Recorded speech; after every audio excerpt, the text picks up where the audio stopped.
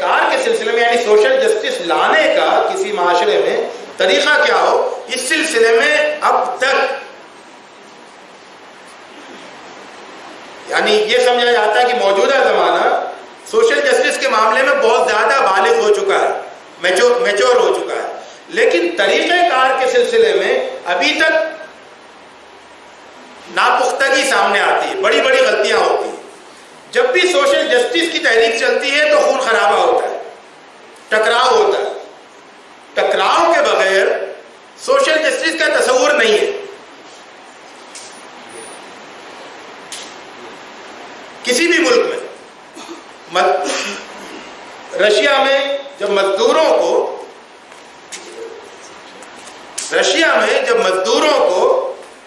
سرمایہ داروں اور صنعت کاروں سے اپنے حقوق حاصل کرنے ہوئے تو انہوں نے کتنی بڑی لڑائی لڑی اور کتنا خون اس میں بہا۔ امریکہ میں سیاہ فام لوگوں کو اپنے حقوق کے لیے کتنی جنگ کرنی پڑی اور اس کے لیے کتنا خون خرابہ ہوا، اور ایسی بہت ساری مثالیں ہیں۔ عورتوں کو اپنے حقوق حاصل کرنے کے لیے کتنی لڑائیاں لڑنی پڑی ہیں اور اب تک وہ سلسلہ جاری ہے۔ لیکن اسلام کا جو تصور ہے طریقہ کار کا، وہ بالکل انوکھا اور بالکل مختلف ہے۔ جب اسلام کا آغاز ہوا تو دنیا میں کچھ لوگ مالدار تھے اور باقی سب لوگ بے انتہا غریب تھے، بے انتہا غریب۔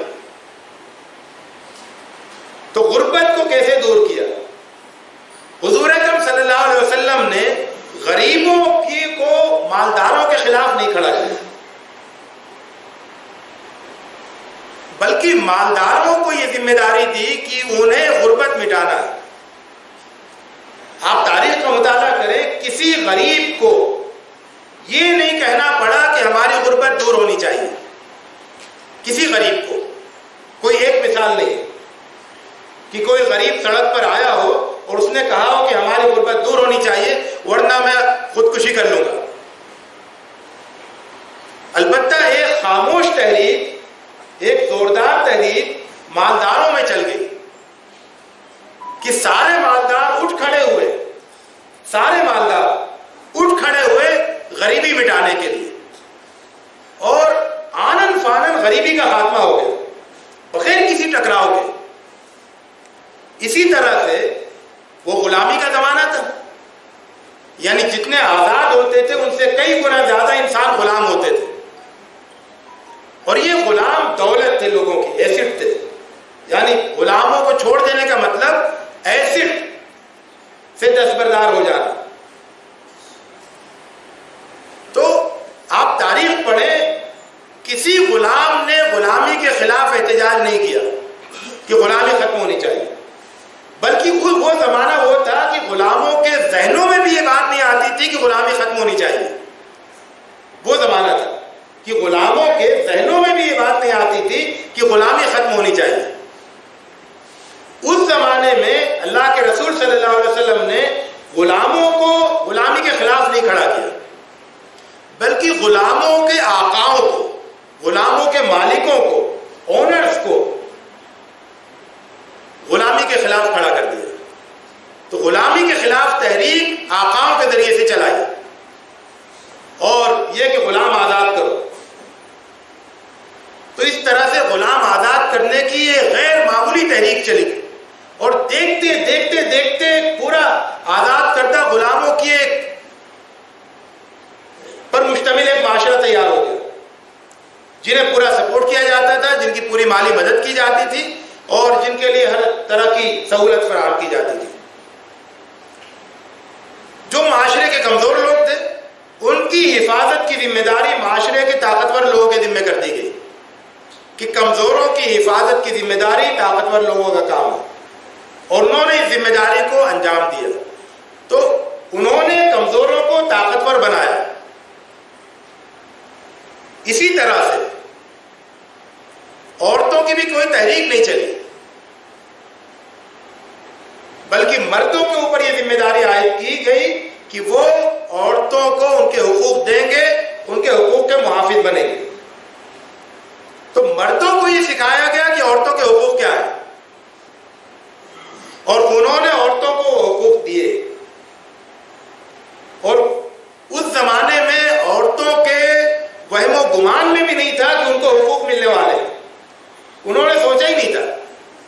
کیونکہ اس طرح کا کوئی دنیا میں کوئی خیال پیدا ہی نہیں ہوا تھا اس وقت تک خود انسانوں کے درمیان کہ عورتوں کو حقوق ملنے چاہیے. کوئی بحث ہی نہیں چھڑی تھی ماہرین اخلاقیات کے درمیان. تو اس زمانے میں حضور اکرم صلی اللہ علیہ وسلم نے یہ تحریک چلائی کہ عورتوں کو کھڑے ہونے کی ضرورت نہیں ہے مانگنے کی. ان کے کو تصور سے زیادہ ان کے حقوق مردوں کے ذریعے سے ان کو دلائے گئے اور مردوں کو ان کے حقوق کا محافظ بنایا گیا. اس سلسلے میں توجہ بھی دلاؤں گا اس مسئلے پر کہ اس وقت ہندوستان میں اور اس ریاست میں بھی یہ مسئلہ بہت بڑا مسلمانوں میں بھی پھیلا ہوا ہے. اور ظاہر ہے کہ یہ دوسروں سے متاثر ہونے کی وجہ سے کہ اور اسلام سے دور ہونے کی وجہ سے کہ وراثت میں عورتوں کو ان کا حصہ نہیں دیا جاتا اور یہ سمجھا جاتا ہے کہ عورتوں نے چونکہ نہیں مانگا ہے اس لیے وہ نہیں چاہتی. یہ تصور اسلام کے بالکل خلاف ہے. اسلام یہ تصور دیتا ہے کہ وراثت کی تقسیم ہو اور جو طاقتور وارثین ہیں یعنی مرد اور مردوں میں بھی طاقتور کیونکہ چھوٹے بچے بھی ہو سکتے ہیں جو اپنا حق نہیں مانگ سکے تو جو وراثت کو تقسیم کرنے کا اختیار رکھتے ہیں مطلب طاقت کے لحاظ سے وہ ہر ایک کو اس کا حصہ لازماً پہنچائے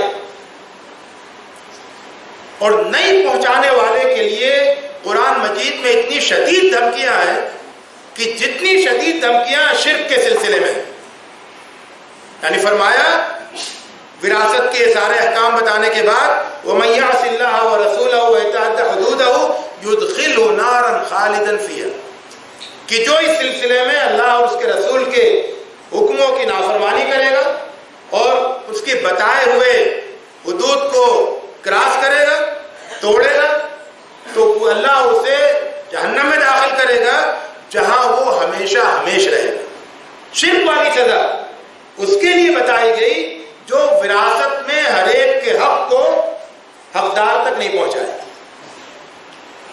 کتنی خطرناک پوزیشن مطلب یہ ہے.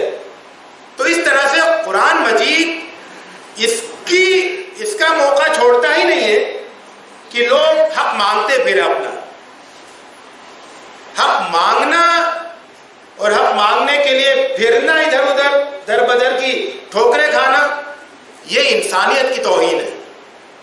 ایک انسان جب حقدار ہے تو اس کا حق اس کو پورے احترام کے ساتھ ساری سہولتوں کے ساتھ پہنچنا چاہیے. مانگے کیوں کوئی اپنا حق مانگے بغیر حق اس کا اس تک پہنچائیے. تو یہ وہ مقام ہے جہاں اسلام انسانوں کو پہنچاتا ہے. اسی طرح سے تو عورتوں کے سلسلے میں نے بتایا کہ عورتوں کے سارے حقوق ان کے مطالبے کے بغیر اسلام نے مردوں پر واجب کیے کہ وہ عورتوں تک ان حقوق کو پہنچائے. اقلیتوں کی حفاظت اگر ایک مسلم کنٹری ہے مسلم ملک ہے تو اس میں جو غیر مسلم اقلیتیں رہتی ہیں ان کی حفاظت کی ذمہ داری تمام لوگوں پر عائد کی گئی اور ان کے احترام اور ان کے حقوق کی ذمہ داری. یہاں تک ہم فقہ کی کتابوں میں پڑھتے ہیں کہ اگر کوئی کسی مسلمان پر کوئی ظلم کرے تو اس کی جو سزا بنتی ہے اس سے بڑی سزا تجویز کی گئی اگر کوئی مسلم ملک میں کسی غیر مسلم پر ظلم کرتا ہے. اور یہ کہا گیا کہ مسلمان تو چونکہ اکثریتی سماج میں رہتا ہے اکثریت میں ہے اس لیے وہ زیادہ محفوظ ہے اور غیر مسلم چونکہ اقلیت میں ہے اس لیے وہ محفوظ کم ہے. اس لیے اس کو نقصان پہنچانے کی اور اس کے ساتھ زیادتی کرنے کی سزا بڑھنی چاہیے تاکہ اس کو دوسروں سے یعنی مسلمانوں سے زیادہ اس کو تحفظ حاصل ہو سکے. یہ اسلامی لٹریچر میں موجود ہے. تو اس طرح سے اقلیتوں کو اہل الذمہ کہا گیا. مسلم ملکوں کی غیر مسلم اقلیتوں کو اہل الذمہ کہا گیا. اہل الذمہ کا مطلب یہ ہوا کہ ان کے حقوق کی حفاظت کی ذمہ داری مسلمانوں پر اور مسلم حکومت پر ہے، اور اگر وہ ذمہ داری میں کوتاہی کریں گے تو وہ بہت بڑے جرم اور گناہ کا ارتکاب کریں گے۔ تو میں یہ کہہ رہا تھا کہ اس طرح سے قرآن مجید نے اور اسلام نے سوشل جسٹس قائم کرنے کا ایک انوکھا طریقہ دنیا کو سکھایا کہ جس میں سارا ظلم دور ہو جاتا ہے، معاشرے سے ساری ناہمواریاں دور ہو جاتی ہیں، انصاف قائم ہو جاتا ہے بغیر کسی ٹکراؤ کے اور بغیر کسی خون خرابے کے۔ تو یہ ایک بہت بڑا امتیاز ہے اسلام کا، جس کے حوالے سے آج کی دنیا بھی مہذب دنیا اپنے آپ کو سمجھنے والی وہ اسلام سے بہت پیچھے ہے۔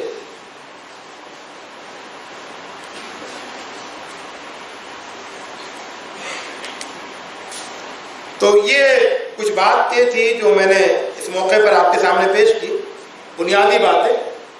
اور یہ بات تو شروع میں نے کہی کہ چونکہ اسلام میں جو سوشل جسٹس کا تصور دیا گیا وہ کسی حکمراں، کسی بادشاہ، کسی طاقتور طبقے کے زیر اثر رہ کر نہیں دیا گیا، اس لیے اس میں مکمل انصاف ہے۔ یہاں پر وہ شیر والی تقسیم نہیں ہے، یہاں کسی کو شیر والا حصہ نہیں ملتا ہے، بلکہ یہاں بالکل منصفانہ تقسیم کہ جس کو جو ملنا چاہیے اللہ تعالیٰ کی نگاہ میں، خالق کی نگاہ میں، اور خالق کے لیے تو ساری مخلوقات برابر ہے، تو خالق کی تقسیم وہ اس سے زیادہ منصفانہ مخلوق کی تقسیم نہیں ہو سکتی۔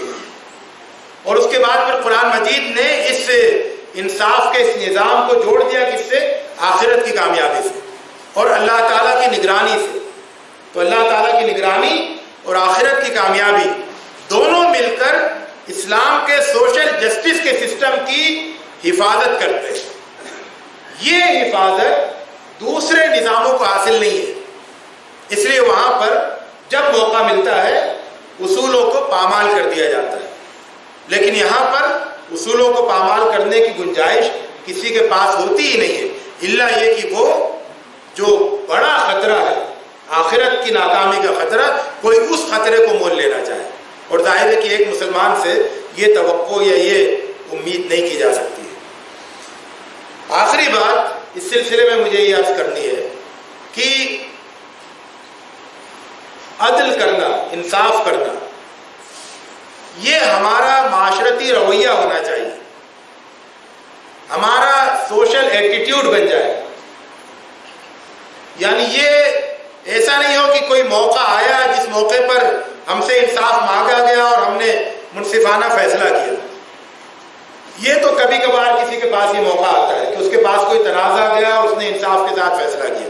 عام طور سے انصاف کا یہ بہت محدود تصور ہے لوگوں کے درمیان کہ انصاف کا مطلب قاضی کا انصاف، کہ جس کے پاس معاملہ جائے اور وہ معاملے کا منصفانہ فیصلہ کرے۔ قاضی کا انصاف یہ تو ایک بہت ہی محدود دائرے میں ہوتا ہے۔ انسانوں کا انصاف کہ جب معاشرے کا ہر آدمی انصاف پسند ہو جائے تو اس کے بعد پھر ایک مشہور اسلامی مقولہ ہے کہ لو انصف الناس لاستراح القاضی، کہ اگر لوگ انصاف پسند ہو جائیں تو پھر قاضی ریٹائرمنٹ لے لے، پھر اس کی ضرورت کیا ہے؟ حضرت عمر رضی اللہ تعالیٰ عنہ کو حضرت ابوبکر رضی اللہ تعالیٰ عنہ جب خلیفہ بنے تو انہوں نے حضرت عمر رضی اللہ تعالیٰ عنہ کو مدینہ منورہ کا قاضی بنایا کہ جو تنازعات تمہارے پاس آئے تم ان کا فیصلہ کرنا۔ پورا 1 سال ہو گیا، کوئی تنازع ہی نہیں آیا، کوئی ڈسپیوٹ ہی نہیں آیا۔ کیونکہ ڈسپیوٹ کب ہوتا ہے؟ جب 2 پارٹیوں میں سے ایک پارٹی کی نیت خراب ہو جاتی ہے، وہ انصاف کے تقاضوں کو پامال کرنا چاہتی ہے، وہ دوسرے کا حق چھیننا چاہتی ہے۔ ایسی صورت میں تنازع پیدا ہوتا ہے۔ لیکن اگر ہر پارٹی یہ طے کر لے کہ انصاف کے تقاضے کے مطابق میرا رویہ ہوگا، تو اس نتیجے میں کیا ہوتا ہے؟ ڈسپیوٹ ہی پیدا نہیں ہوتا۔ ایک زمین کا مسئلہ ہے کہ یہ زمین میری ہے کہ آپ کی ہے، تو قاضی کو معلوم ہو یا نہیں ہو، لیکن مجھے اور آپ کو، ہم دونوں میں سے ہم دونوں کو معلوم ہے کہ یہ کس کی ہے۔ ظالم کو بھی معلوم ہے، مظلوم کو بھی معلوم ہے۔